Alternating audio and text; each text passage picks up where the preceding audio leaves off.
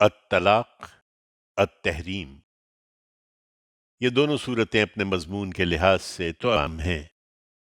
پہلی سورہ میں بیویوں سے مفارقت اور دوسری میں ان سے محبت کے موقعوں پر جو حدود و قیود ایک بندہ مومن کو ملحوظ رکھنے چاہیے ان کی وضاحت فرمائی ہے۔ دونوں میں خطاب مسلمانوں سے ہے اور ان کے مضمون سے واضح ہے کہ مدینہ طیبہ میں یہ رسول اللہ صلی اللہ علیہ وسلم کی دعوت کے مرحلہ تزکیہ و تطہیر میں نازل ہوئی ہیں۔ پہلی سورہ الطلاق کا موضوع مسلمانوں کو یہ بتانا ہے کہ اگر بیوی سے مفارقت کی نوبت آ جائے تو اس کے معاملے میں کس طرح اور کس درجے میں حدود الہی کی پابندی کا اہتمام ہونا چاہیے۔ دوسری سورہ التحریم کا موضوع انہیں یہ بتانا ہے کہ التفات و محبت کے موقعوں پر اپنے آپ کو اور اپنے اہل و عیال کو کس طرح حدود الہی کا پابند رکھنے کی کوشش کرنی چاہیے۔ نیز ہر شخص کو کس درجے متنبہ رہنا چاہیے کہ اللہ کے ہاں کام آنے والی چیز آدمی کا اپنا عمل ہے، یہ نہ ہو تو کسی بڑی سے بڑی شخصیت کی نسبت بھی اسے کچھ نفع پہنچانے والی نہیں بن سکتی۔ اللہ کے نام سے جو سراسر رحمت ہے، جس کی شفقت ابدی ہے۔ اے نبی، تم لوگ اپنی بیویوں کو طلاق دو تو ان کی عدت کے حساب سے طلاق دو، اور عدت کا زمانہ ٹھیک ٹھیک شمار کرو، اور اللہ سے ڈرتے رہو جو تمہارا پروردگار ہے۔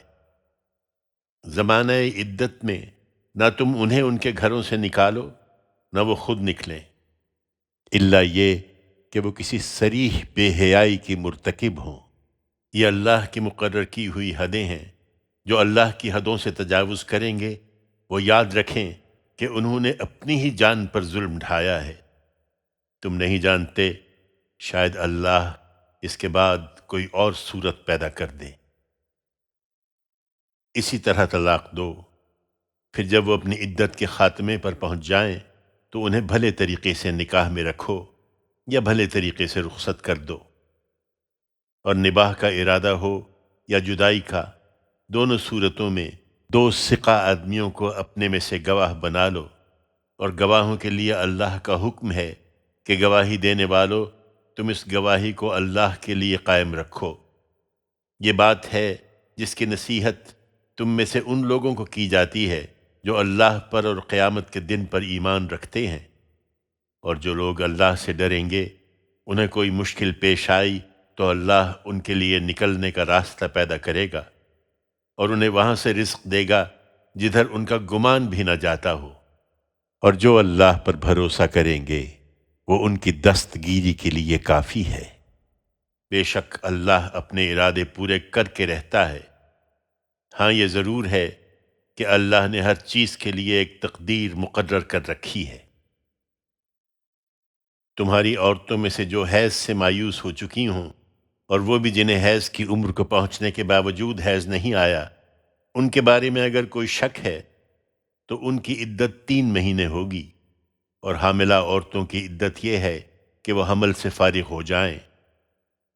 یہ اللہ کی ہدایات ہیں، ان کی پیروی کرو، اور یاد رکھو کہ جو اللہ سے ڈرے گا اللہ اس کے لیے اس کے معاملے میں سہولت پیدا کر دے گا۔ یہ اللہ کا حکم ہے جو اس نے تمہاری طرف نازل کیا ہے، اور جو اللہ سے ڈرے گا اللہ اس کے گناہ اس سے دور کرے گا اور اس کی نیکیوں کا اجر بڑھا دے گا۔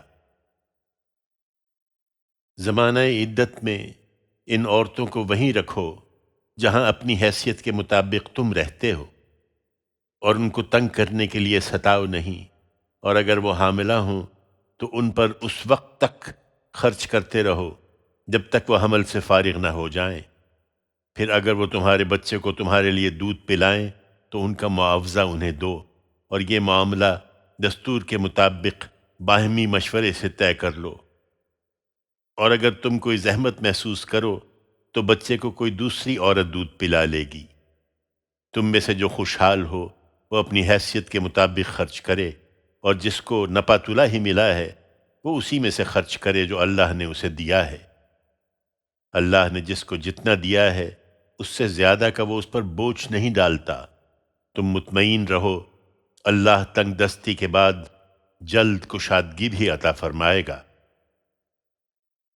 یہ اللہ کی حدود ہیں، ان سے روگردانی کرو گے تو یاد رکھو کہ تم سے پہلے کتنی ہی بستیاں ایسی ہوئی ہیں جنہوں نے اپنے پروردگار اور اس کے رسولوں کے حکم سے سرتابی کی، تو ہم نے ان سے سخت محاسبہ کیا اور انہیں بڑی ہولناک سزا دی۔ سو انہوں نے اپنے کیے کا مزہ چکھ لیا اور ان کا انجام کار محرومی ہوا۔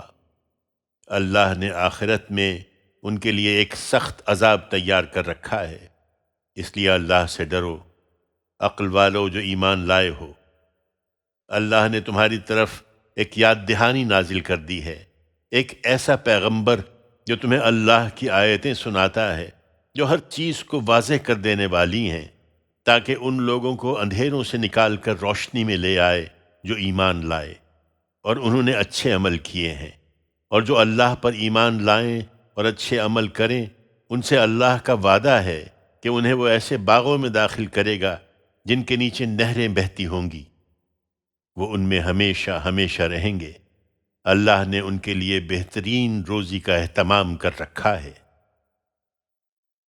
اللہ وہی ہے جس نے 7 آسمان بنائے اور انہی کے مانند زمینیں بھی، اس کے احکام ان کے درمیان نازل ہوتے رہتے ہیں۔ یہ اس لیے بتا دیا ہے کہ تم جان لو کہ اللہ ہر چیز پر قدرت رکھتا ہے، اور جان لو کہ اللہ کا علم ہر چیز کا احاطہ کیے ہوئے ہے۔